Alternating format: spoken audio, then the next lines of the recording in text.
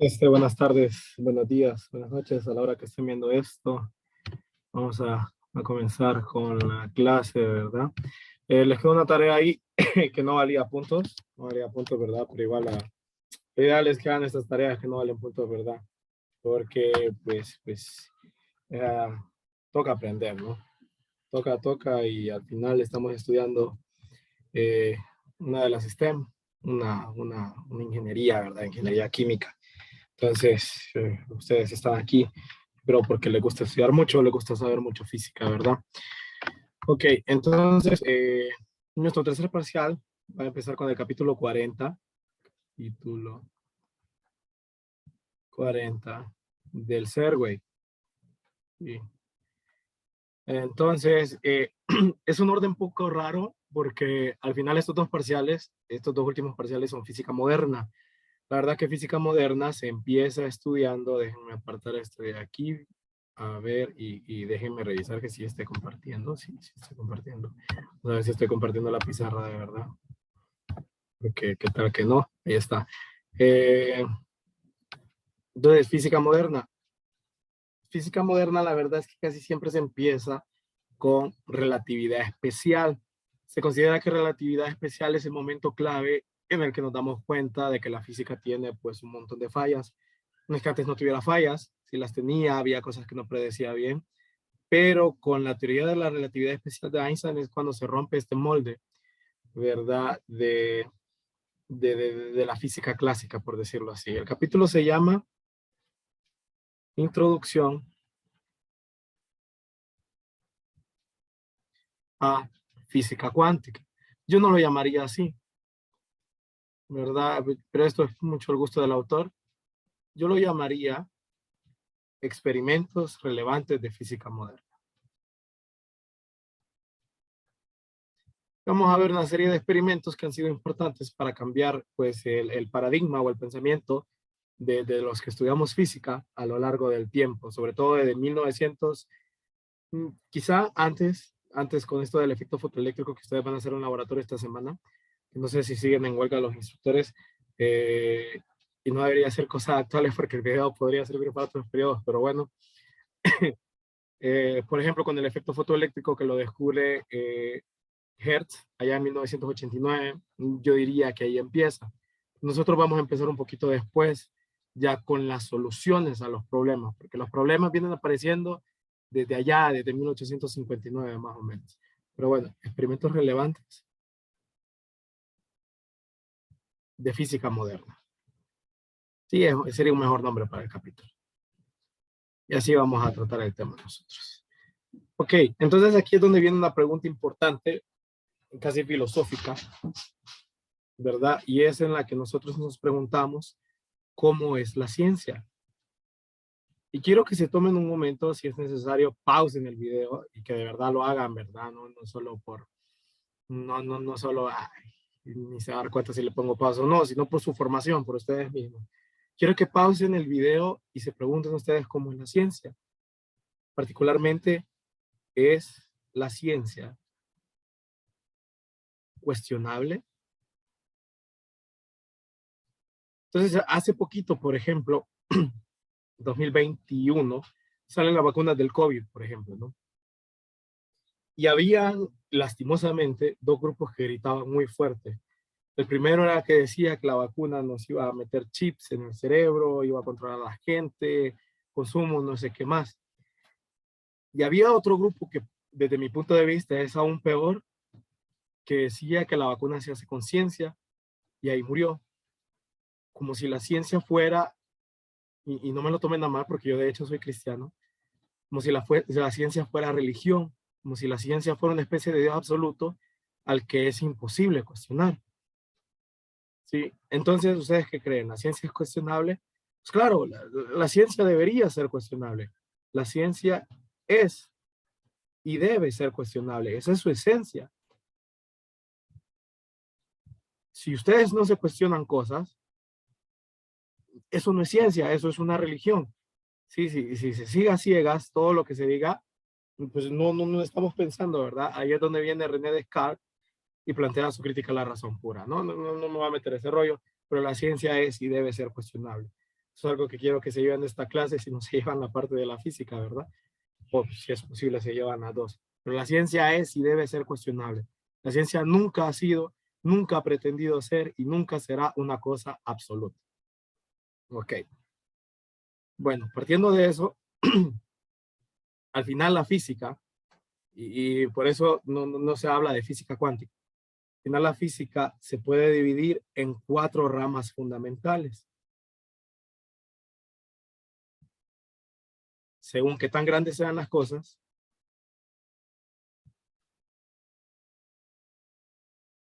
y qué tan rápido vayan. Entonces hay 4 ramas fundamentales de la física. Cuando las cosas son grandes y se mueven rápido, a eso lo llamamos relatividad especial, que lo vamos a estudiar en esta clase, en el cuarto parcial. Cuando las cosas son grandes y se mueven lento, eso se llama mecánica clásica o física clásica, que es lo que ustedes estudian en 100 y 200. Incluso parte de los primeros 2 parciales de este curso son física clásica todavía. Ahora, cuando las cosas son lentas y son pequeñas, eso se llama mecánica cuántica, que es el estudio de este parcial. Un estudio va a ser bastante por encima, la verdad, porque pues por cuestiones de tiempo, le queda como un mes al periodo. No pueden tener un curso de mecánica cuántica en un mes. Sí, pero con que nos llevemos lo fundamental, yo lo voy a considerar un triunfo. Y están las cosas pequeñas que se mueven muy rápido. Esto se llama teoría cuántica de campos. Ahora, es un poco pretencioso de mi parte ponerle teoría cuántica de campos porque esto en realidad todavía está en estudio. Sí, esto puede ser eh, gravedad cuántica, por ejemplo.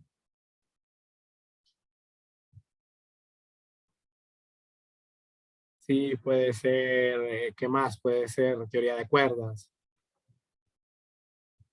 Pero ninguna de estas dos hace predicciones. Así que sí es un poco pretencioso de mi parte, pero eso es teoría cuántica. Vamos a lo que vamos. Ok. Entonces, esas son las 4 ramas fundamentales de la física. ¿Sí? Según qué tan grandes o qué tan pequeñas sean las cosas. Ok. Recuerden que cualquier pregunta que les quede sobre esto, por pequeña que creen que sea, pueden pausar el video, mandarme un mensaje a Telegram. Yo voy a responder en la medida que me sea posible lo más pronto, ¿verdad? Entonces, en vez de llamar a esto primer experimento, lo voy a llamar primer problema de la física clásica. Primer problema. Entonces, ustedes recuerdan, o espero que recuerden de su clase de 200, y si ya llevaron las termodinámicas, pues las termodinámicas, ¿verdad? Lo que es un cuerpo negro. A este primer problema lo llamamos catástrofe. Y dígame si el color está muy feo. Yo lo vi bien, pero no sé. Me cuentan ahí en un mensaje que feo es el color azul, Lick. Esto se llama catástrofe ultravioleta, que les quedó a ustedes como tarea, que espero que lo hayan investigado para que pues puedan seguir esto más rápido. Si no, les recomiendo que pausen el video y se pongan a leer un poquito de qué es esto de la catástrofe ultravioleta. Ok, entonces nosotros tenemos la noción de un cuerpo negro. Un cuerpo negro es un sistema ideal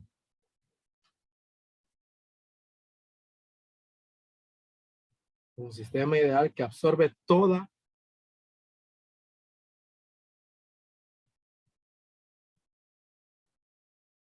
radiación incidente.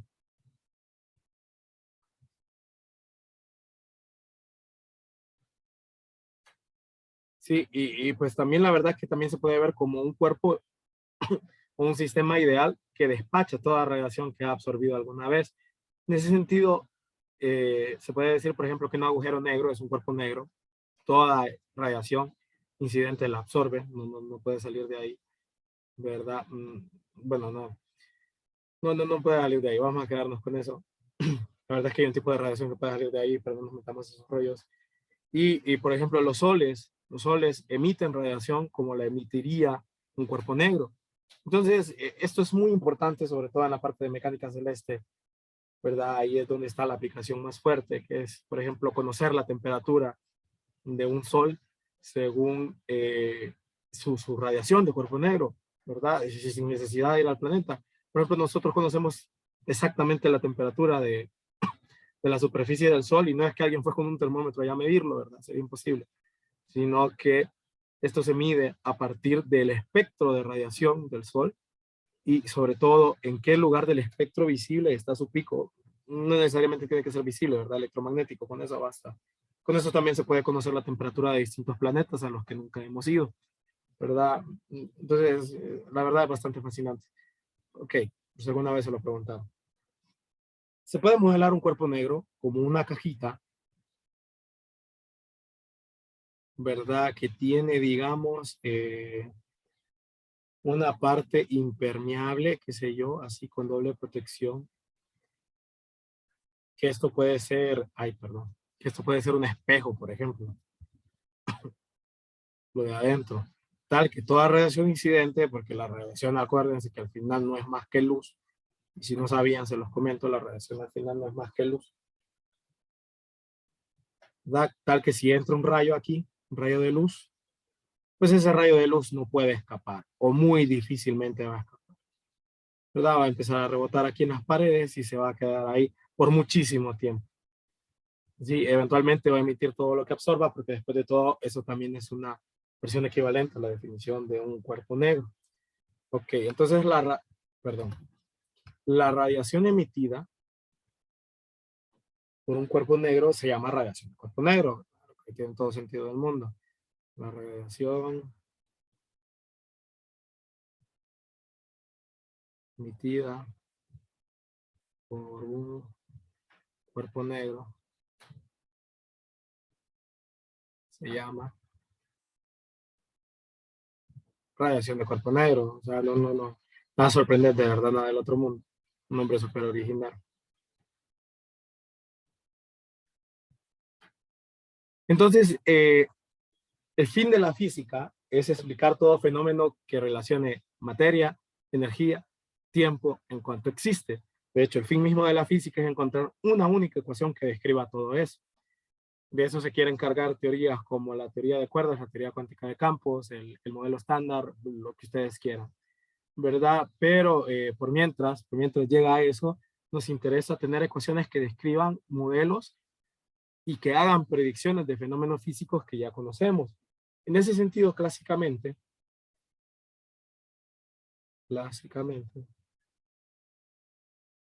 se dieron dos leyes para intentar explicar y hacer predicciones sobre este fenómeno del cuerpo negro.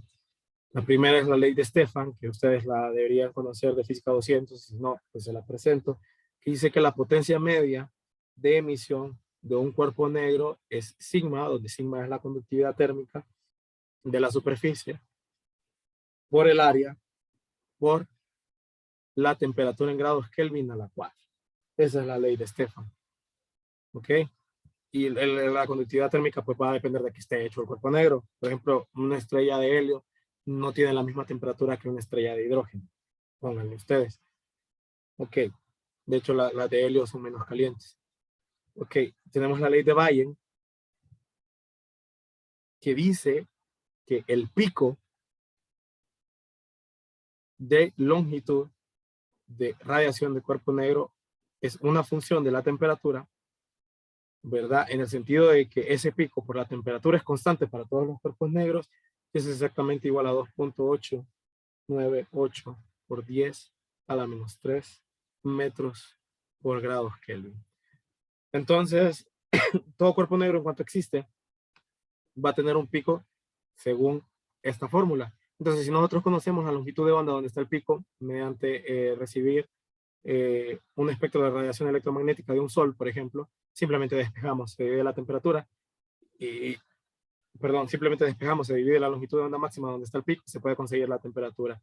Claro que aquí hay que hacer una corrección de algo que se llama corrimiento al rojo,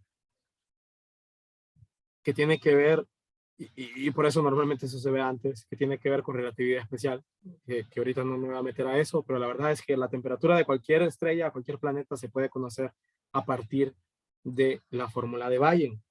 Entonces, estas dos fórmulas intentaban explicar el fenómeno de cuerpo negro. Entonces, dos físicos que estaban sacando su doctorado se dieron a la tarea de digamos, tener una única ecuación que describiera, porque está bonito que tengamos las dos, pero necesitamos una única ecuación que describe el fenómeno del cuerpo negro. En ese sentido, estos señores llamados Rayleigh y Jeans propusieron la siguiente ecuación. Básicamente lo que se hace es que se toma la potencia media, ¿verdad? Según la ley de Stefan, y a partir de la potencia nosotros podemos calcular la intensidad. Sí, pues sería una integral sobre el área, se puede modelar como una caja, de hecho se modela sobre una caja y al final aquí sale un parámetro de área, sale un parámetro volumétrico y sale un parámetro de la velocidad. Entonces, desde el tiempo de Rayleigh y Jeans ya era conocido que la radiación viajaba a la velocidad de la luz. Se van a ver ustedes que sale aquí un 2pi, un c, este c es la velocidad de la luz, la constante de Boltzmann por la temperatura. Esto, si se fijan ustedes, es energía media. ¿Sí? Y recuerdan, el promedio de la energía de un cuerpo está dado que solo tengan sus átomos un grado de libertad, que como solo son partículas moviéndose en el cuerpo negro al final, ¿verdad? Tiene sentido que simplemente sea KBT. Vamos a suponer que solo tiene un grado de libertad por simplicidad. No debería ser diferente, la verdad. Bueno, 2pi por la velocidad de la luz, por KBT, sobre lambda a la 4. Y hay varios libros de física moderna que hacen la deducción. Nosotros no la vamos a hacer más que nada, primero, porque este no es un curso de física moderna. Segundo, por el tiempo.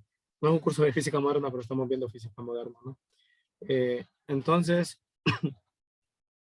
esto sería, esto es la energía media, ¿sí? La velocidad de la luz, que conocemos que la radiación va a la velocidad de la luz. ¿Se acuerdan? Eso se conocía desde el tiempo eh, de Maxwell. ¿Sí? Hay una relación ahí con μ0 y ε0, que esto multiplicado da la velocidad de la luz, ¿no? Entonces, desde entonces se conocía que la radiación electromagnética viaja a la velocidad de la luz. Ok.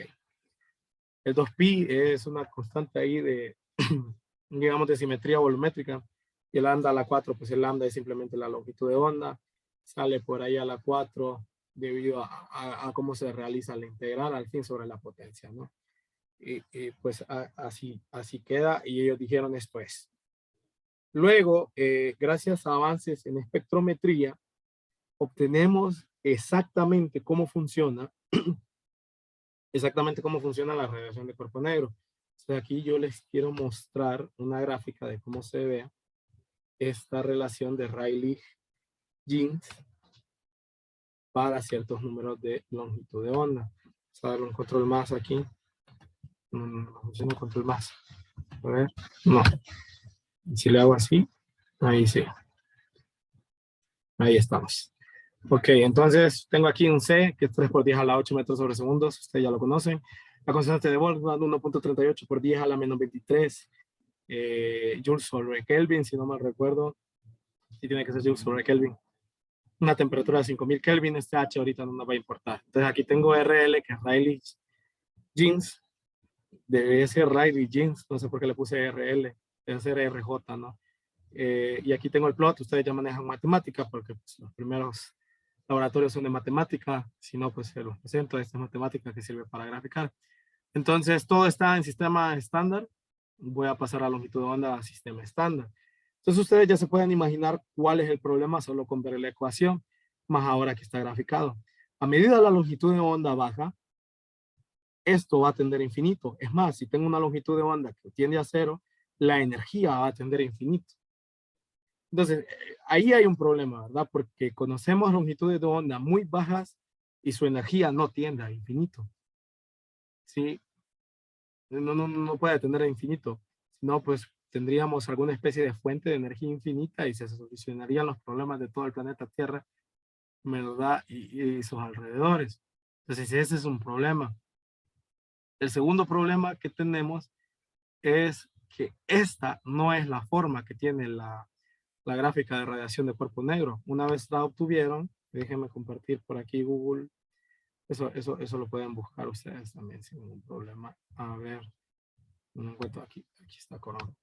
Ustedes pueden buscar emisión, radiación, cuerpo negro. Ahí está radiación de cuerpo negro. Si ustedes se fijan en la gráfica, cuando cargue esto. Bueno, ya se logra apreciar, ¿verdad? A medida la longitud de onda tiende ultravioleta, es cierto, esto crece, pero después se desploma. Sí, después se desploma porque, por ejemplo, una partícula o una partícula inexistente, por ejemplo, tendría energía cero.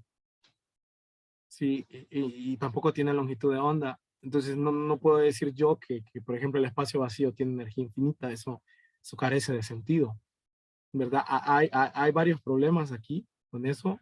Y se supone que ya cargó.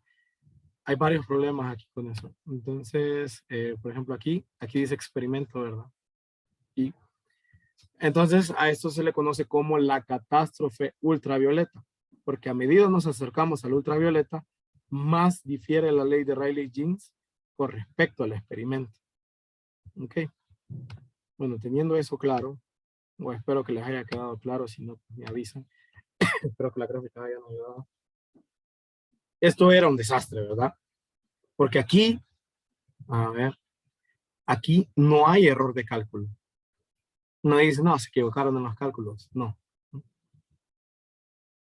No hay error conceptual tampoco.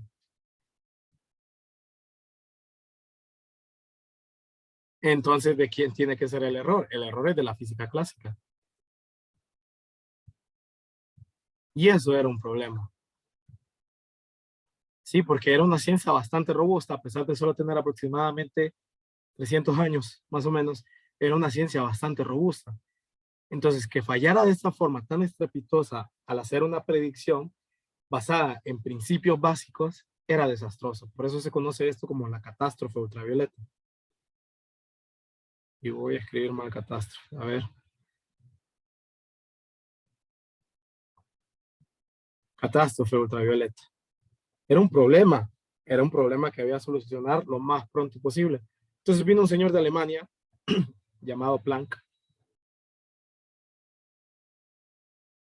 y dijo, casi jugando, literalmente, casi jugando, bueno, ¿qué pasaría por allá en 1900?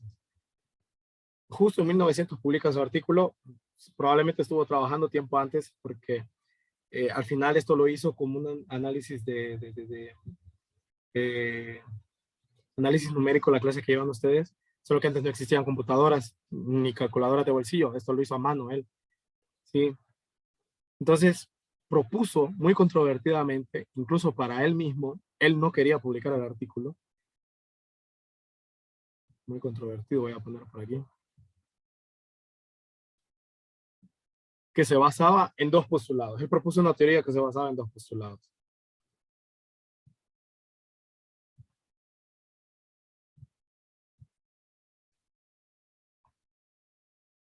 Un postulado es algo que yo me invento, ¿verdad? Es algo que me invento y que va a tener sentido a medida haga predicciones correctas. Sí, es una forma fácil de recordarlo. Básicamente un postulado es un nuevo teorema, una nueva teoría cuya validez va a estar determinada por la experimentación, ¿verdad? Pero recuerden, esto es algo que yo me invento, yo digo esto así es, porque yo digo que a lo mejor así es y si le pego, pues así es. Y si no, no era así. Ok, entonces el primer postulado es la energía en el cuerpo negro, esto es importante, porque él no dijo la energía en general, la energía en el cuerpo negro tiene valor discreto. Esto se conoce como estar cuantizado, ¿verdad? Que tenga valores discretos quiere decir que está cuantizado. Sí, por ejemplo, las casas están cuantizadas.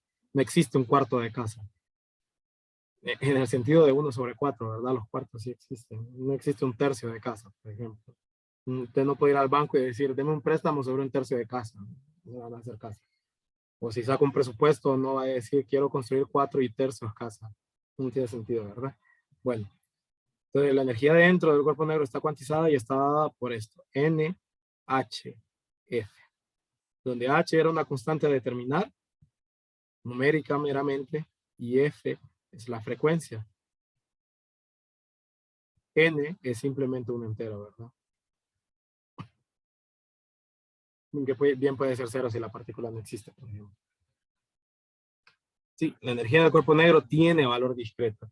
Y esto es bastante fuerte, porque si ustedes recuerdan todos los ejercicios de 100, 200, los que hemos visto hasta ahorita, no hay ninguna clase de indicativo que me diga a mí que la energía está cuantizada, ¿verdad?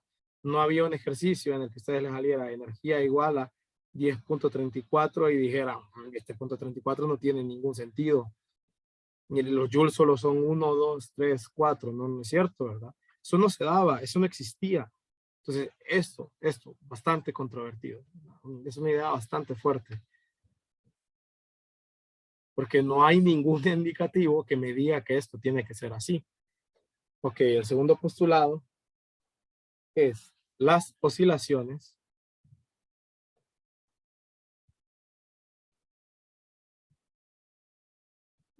los osciladores.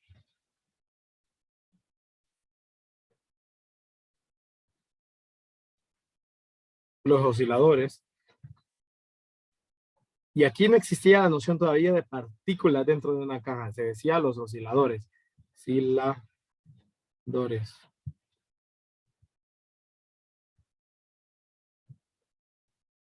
Emiten o absorben energía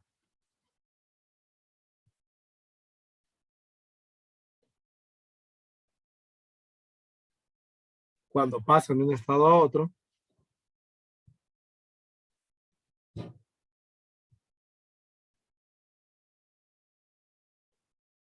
Y eso no es nada sorprendente, ¿verdad? En principio. Aquí viene lo sorprendente. Y dicha energía está cuantizada.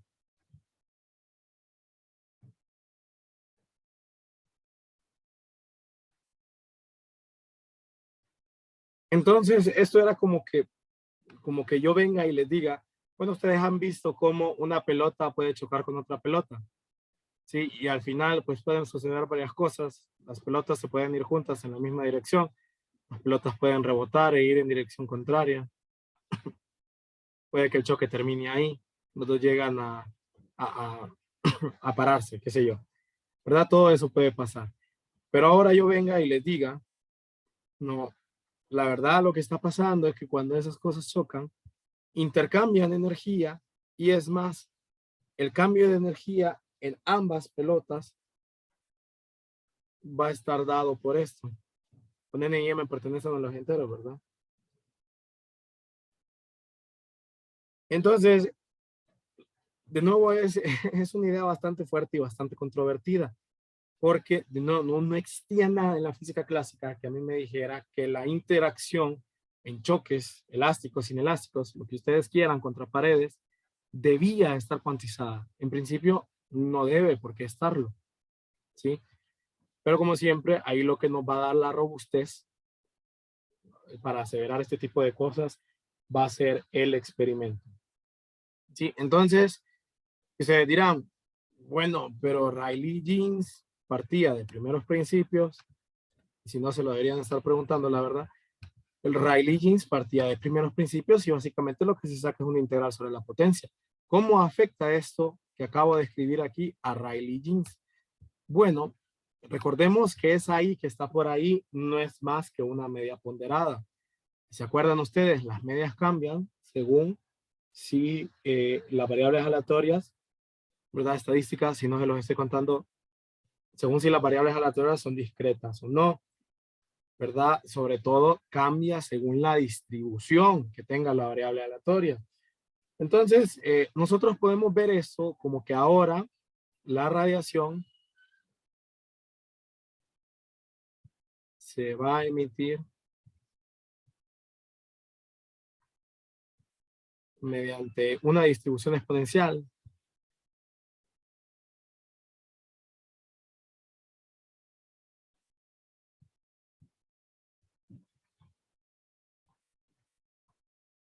de parámetro 1 sobre KB, donde KB es la constante de Boltzmann por la temperatura. Sí, es decir, va a salir un factor E a la E sobre KBT que va a afectar negativo, ¿verdad? Porque la exponencial es negativa. Y esto al final va a ser una integral de 0 más infinito y por ahí va la deducción, ¿verdad? Si quieren búsquenla por ahí en un libro. Permítanme un segundito, me están llamando. Bueno, perdón, volviendo a lo que estábamos, ¿verdad? Y por ahí ya se puede ver de dónde sale la deducción. Ustedes la pueden buscar en libros si quieren, pero no es, digamos que ese no es el objetivo del curso. Entonces va a salir por ahí y eso me va a cambiar toda la integral, porque ahora va a ser una medida ponderada por esto. Entonces al final, la ley de Planck queda como sigue. Queda que la potencia media, que es una función siempre de la longitud de onda y la temperatura, es igual a 2πh. Si se fijan, esto sale 2pi, pues es una constante, debería salir. Aquí queda un c cuadrado ahora sobre lambda a la 5 multiplicado por la función exponencial por h o c sobre lambda kbt menos 1. Si se fijan, es muy parecida, pero también es diferente. Planck puso esta h aquí y esta h aquí. En realidad lo que puso él fue un HC, ¿verdad? Pero como se era conocido.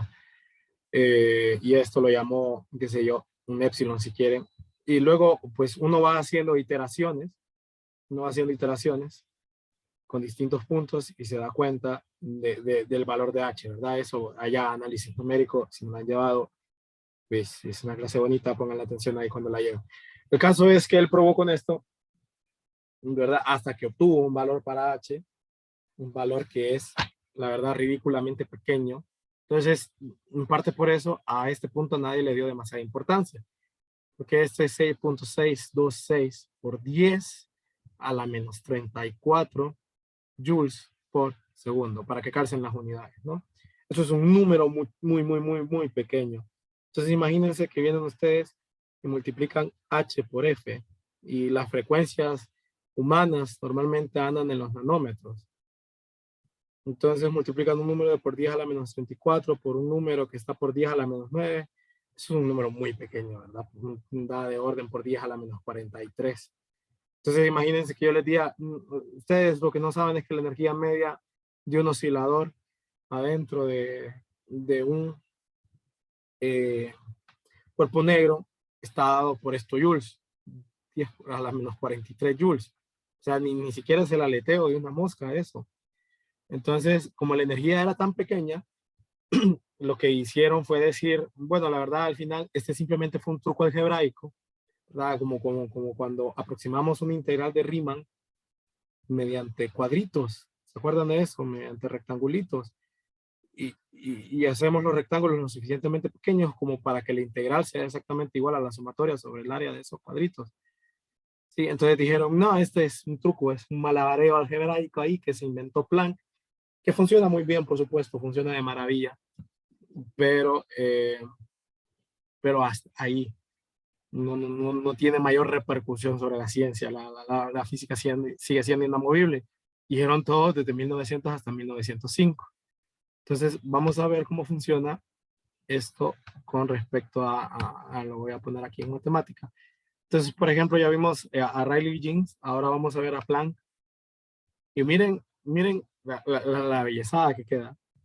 ¿Verdad? Aquí tenemos el 2pi h cuadrado, lambda a la 5, es la velocidad de la luz, etcétera, ¿no? Ahora ya tiene sentido aquel h que estaba allá, el número de Planck, la constante de Planck, lambda, desde más o menos, bueno, 1 por 10 a la, perdón, a la menos 6, una cosa así, a 1 por 10 a la menos 5, pónganle, o a la menos, sí, a la menos 5 es, y le pongo el plot range all.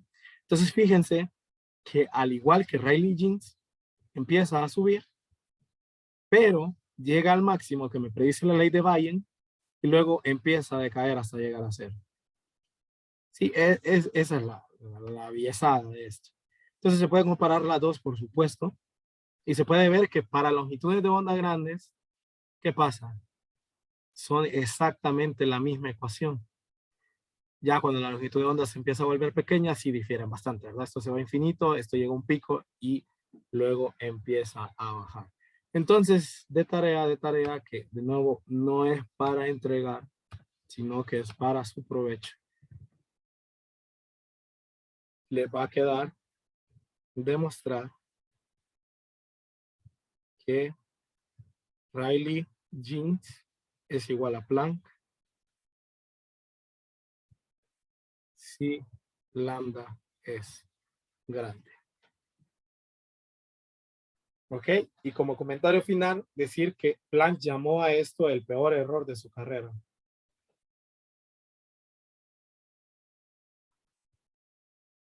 Este es el peor error de mi carrera.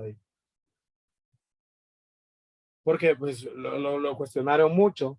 Para empezar, ¿de dónde había sacado la idea? ¿Verdad? Que digamos que fue serendipia, fue chiripón, él dijo voy a intentar esto y salió. Pero no tenía un fundamento físico para decir que esto era cierto, más allá del hecho de que funcionara.